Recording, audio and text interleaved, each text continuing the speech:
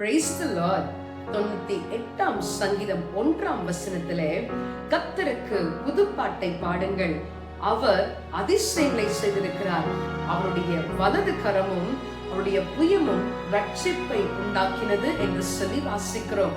பிரியமானவர்களே, நம்முடைய வாழ்க்கையில ஒருத்தர் நம்ம தூக்கி எடுக்க முடியும்னா, பாவ சேற்றிலிருந்து, வியாதியின் படுக்கையிலிருந்து, பலவீனத்திலிருந்து நம்மை தூக்கி எடுக்க முடியும் என்று சொன்னால் அது ஒரே ஒருத்தரால மட்டும்தான் முடியும்.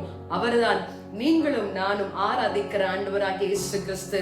இந்த நாளிலேயும் தம்முடைய வலது கரத்தினாலே, ஓங்கிய புயத்தினாலே நமக்கு ரட்சிப்பை உண்டாக்கி நம்முடைய வாழ்க்கையில நாம் நினைத்து கூட பார்க்க முடியாத அதிசயங்களை செய்கிறவர் நம்மோடு கூட இருக்கிறார். அவரை ஆராதிக்க விட்டுக் கொடுப்போமா? Praise the Lord.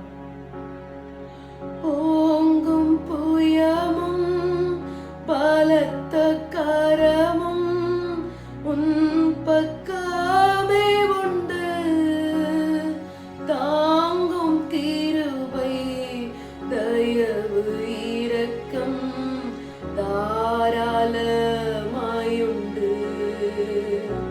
தாங்கும் கிருபை தயவு இரக்கம் தாராளமாயுண்டு.